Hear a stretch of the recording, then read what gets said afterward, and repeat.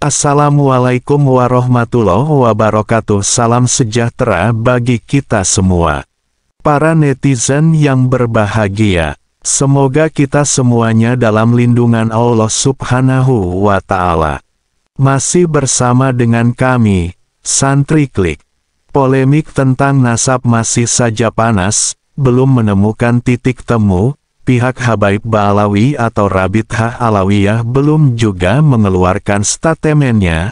Masyarakat masih terus-menerus penasaran menunggu keputusan tentang nasab mereka. Apakah nasab mereka tersambung kepada Rasulullah atau tidak? Di sini, Santri Klik akan menayangkan pandangan Prof. Manechem Ali, seorang pakar filolog, tentang polemik yang terjadi antara keturunan Wali Songo dengan para Habaib Ba'alawi. Silahkan simak selengkapnya. Semoga bermanfaat. Walahul muwafiq ila aqwamit thoriq. Wassalamualaikum warahmatullahi wabarakatuh. Diperdebatkan oleh Kiai Imaduddin, itu apakah benar yang disebut para habaib itu, karena gelar habaib itu khas Yaman sebetulnya, tidak dikonfirmasi dengan tradisi yang lain. Kalau tradisi yang lain Sayyid dan Sarif, sementara yang Yaman ini disebutkan dengan istilah Habib atau habaib, dan itu hanya khusus di kalangan Ba'alawi.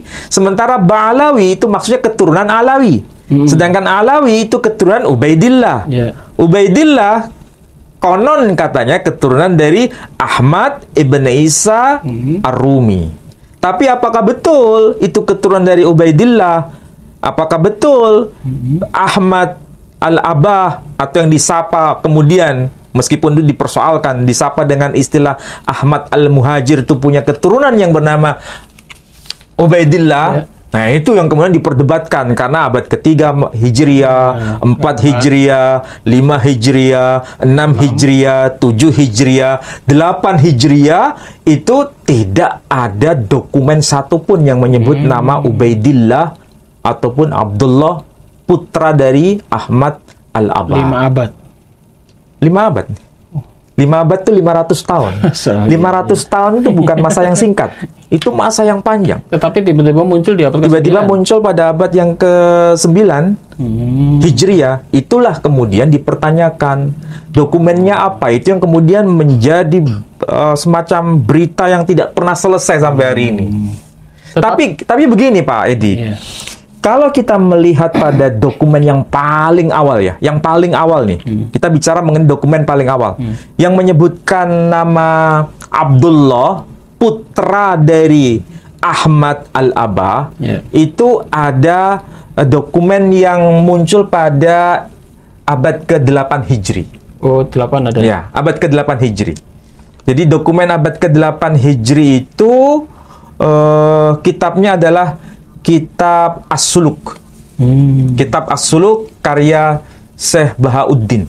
Kalau tidak keliru, beliau itu wafat tahun 732 Hijri. 732 Hijri. Berarti ini abad ke-8.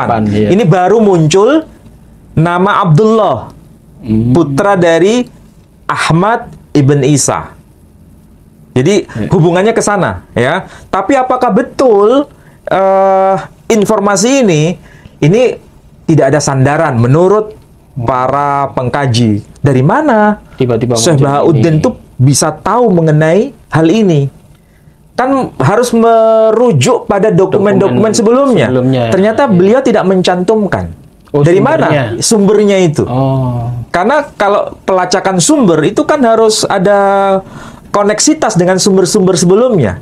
Apalagi kalau kita lihat dari kitab Lisan Al-Mizan karya Ibnu Hajar Al-Asqalani, beliau memberikan informasi bahwa Ubaidillah itu hidup satu zaman dengan tokoh yang bernama Al-Ubaidili.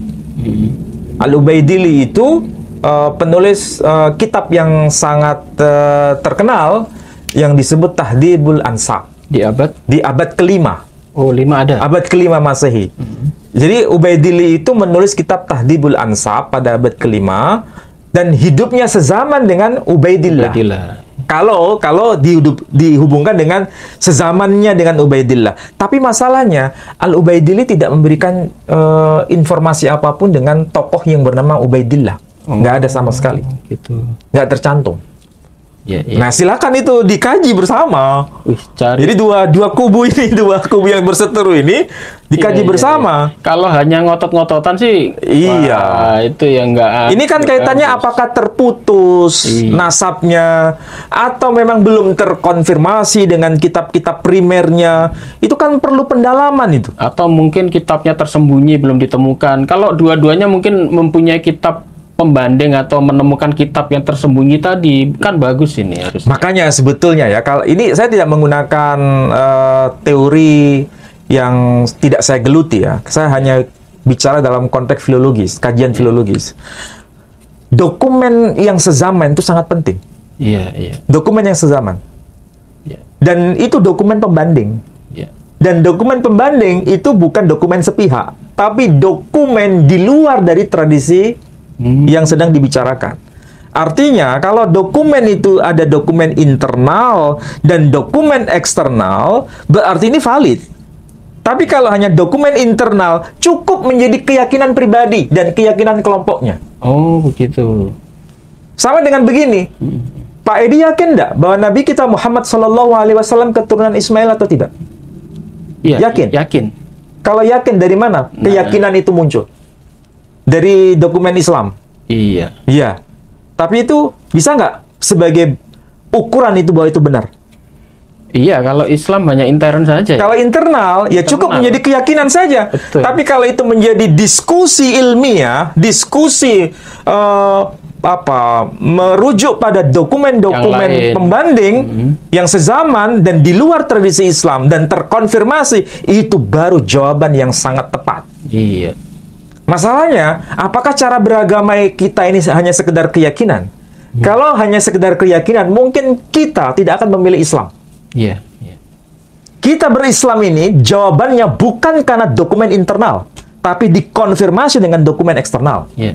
Dan ada bukti-bukti. Ada bukti dokumen-dokumennya. Sudah kita bahas panjang. Kalau hanya bukti internal, cukup menjadi keyakinan pribadi dan keyakinan kelompok. Sendiri. Betul. Iya. Tapi tidak bisa menjadi hujah bagi kelompok lain. Yang lain. Nggak bisa. Karena harus melibatkan dokumen eksternal. Akhirnya nanti ini pokoknya kelompokku. Nah, itu yang muncul nanti bahayanya di situ. Pembanding. Sebetulnya dokumen pembanding itu bisa dibikin atau nggak, Bali ya? Oh, nggak bisa. Dokumen primer itu tidak bisa dipalsu. Oh, gitu. Karena kita dihadapkan pada uji karbon. Uji karbon itu fisiknya akan diuji dengan bahan kimia Kertasnya untuk itu ya, menentukan karya. Misalnya begini, kitab As-Sajarah Al-Mubarakah itu karya Fakhruddin Ar-Razi. Itu kan diperdebatkan apakah betul itu tulisan dari Fakhruddin Ar-Razi atau bukan. Yeah. Kalau saya ditanya apakah ini kitab asli atau palsu, kalau diperdebatkannya itu soal ini karyanya Fakhruddin Ar-Razi atau bukan, itu bukan urusan saya. Itu biarkan menjadi diskusi lanjutan, ya. Tapi yang justru yang paling primer adalah dokumen kitab Asy-Syajarah Al-Mubarakah itu. Yang paling awal, ya, dokumen manuskripnya itu abad keberapa? Terlepas siapa yang menulis. Tapi itu dokumen abad keberapa? Dan memang betul dokumen yang tertua itu sezaman dengan era Fakhruddin Ar-Razi. Tapi kalau apa itu seperti tulisan manuskrip yang lama-lama kayak gitu kan hancur juga, Bali ya? Oh, enggak, tersimpan. Masih tersimpan. Masih tersimpan. Jangankan itu. Dokumen yang disebut Doktrina Yakobi. Ya. Ditulis pada tahun 634 Masehi, padahal Nabi kita Muhammad SAW meninggal tahun 632 Masehi. Ini dokumen Doktrina Yakobi 634 Masehi. Jaraknya cuma selisih 2 tahun. Tapi dokumen ini masih dapat kita baca sampai hari ini. Masya Allah, iya. Ini kalau kita bicara kitab Asy-Syajarah Al-Mubarakah itu abad keberapa? Iya kan? Tapi masih penting dan masih dapat kita akses sampai hari ini. Tinggal mau nggak untuk melakukan riset itu dokumen abad keberapa? Terlepas mengenai siapa yang menulis. Ya, ya. Itu bisa diuji dengan karbon C14. Berarti ini ada aslinya, ada salinan-salinan. Iya. Tapi salinan-salinan ini berdasarkan aslinya ini. Iya, dan perlu pengkajian apakah ada Salinan perubahan ini. ataukah tidak. Itu tugas dari seorang filolog untuk mengembalikan pada teks yang asli Aslinya itu. atau yang mendekati aslinya. Atau pakar-pakar manuskrip Iya. itu ya. Jadi nggak bisa kita memalsu manuskrip. Jadi kalau misalnya ini ada manuskrip, kita filolog tahu itu asli atau tidak. Karena saya pernah diajar oleh Profesor Sakamoto untuk membuktikan manuskrip itu asli atau tidak. Itu dengan menggunakan uji karbon melalui serat dari manuskrip. Seratnya bisa diuji itu. Masya Allah, sampai segitu. Ukurannya sekian derajat, ini asli. Sekian derajat, ini palsu. Dan kertasnya itu tidak ada di zaman sekarang. Bisa. Itu ini namanya kajian kodekologi, lebih khusus. Kodeks, kajian kodeks. Jadi nggak bisa kita memalsu. Atau mengatakan ini tulisan pada abad ketiga. Pasti akan ketahuan bagi seorang filolog mereka itu bisa mengatakan ini palsu. Oh, begitu. Iya. Padahal dibuat tahun abad ke-13 Hijriah. Tahu.